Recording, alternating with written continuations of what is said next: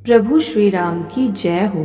श्री रामचंद्र जी के सुंदर चरित्र सुनने के लिए बूढ़े बूढ़े पक्षी काक भुशुंडी जी के पास आए हुए थे। भुशुंडी जी कथा आरंभ करना ही चाहते थे कि उसी समय पक्षीराज गरुड़ जी वहां जा पहुँचे। पक्षियों के राजा गरुड़ जी को आते देखकर काक भुशुंडी जी सहित सारा पक्षी समाज हर्षित हुआ। उन्होंने पक्षीराज गरुड़ जी का बहुत ही आदर सत्कार किया और कुशल पूछकर बैठने के लिए सुंदर आसन दिया। फिर प्रेम सहित पूजा करके काक भुशुंडी जी मधुर वचन बोले, हे नाथ, हे पक्षीराज, आपके दर्शन से मैं कृतार्थ हो गया। आप जो आज्ञा दें मैं अब वही करूं। हे प्रभु, आप किस कार्य के लिए आए हैं? पक्षीराज गरुड़ जी ने कोमल वचन कहे, आप तो सदा ही कृतार्थ रूप हैं, जिनकी बढ़ाई स्वयं महादेव जी ने आदरपूर्वक अपने श्रीमुख से ही की है। हे तात सुनिए, मैं जिस कारण से आया था वह सब कार्य तो यहाँ आते ही पूरा हो गया। फिर आपके दर्शन भी प्राप्त हो गए। आपका परम पवित्र आश्रम देखकर ही मेरा मोह, संदेह और अनेक प्रकार के भ्रम सब जाते रहे।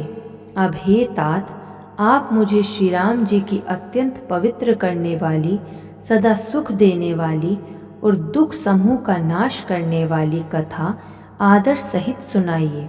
हे प्रभु, मैं बार बार आपसे यही विनती करता हूँ।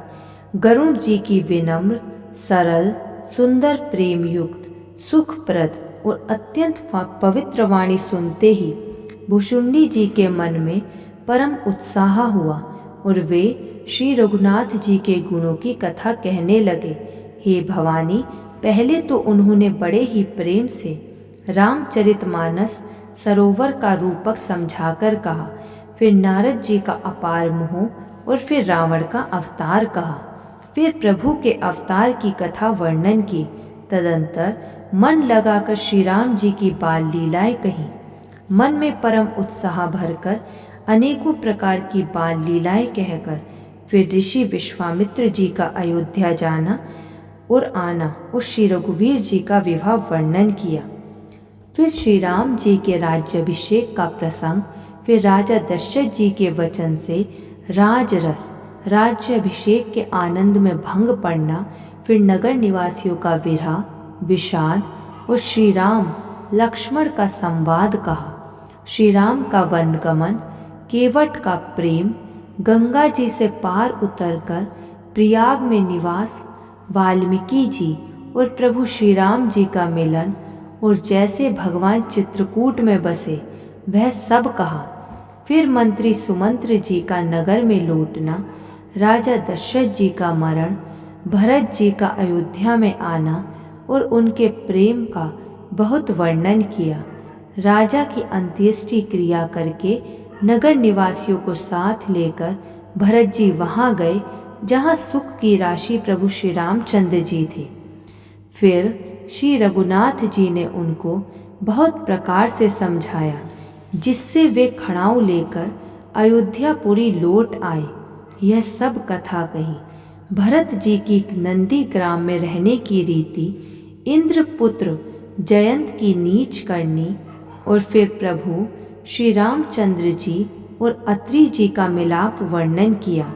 जिस प्रकार विराध का वध हुआ और शरभंग जी ने शरीर त्याग किया, वह प्रसंग कहकर फिर सुतीक्ष्ण जी का प्रेम वर्णन करके प्रभु और अगस्त्य जी का सत्संग वृत्तांत कहा।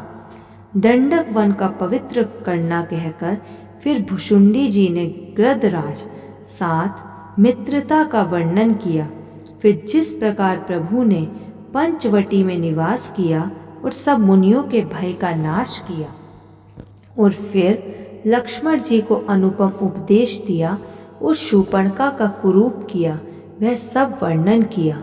फिर खरदूषण वध और जिस प्रकार रावण ने सब समाचार जाना वह बखान कर कहा, तथा जिस प्रकार रावण और मारीच की बातचीत हुई वह सब उन्होंने कही। फिर माया सीता का हरण, उस श्री रघुवीर के विरह का कुछ वर्णन किया। फिर प्रभु ने गिद्ध जटायु की जिस प्रकार क्रिया की, कबंध का वध करके शबरी को परम गति दी। जय श्री राम।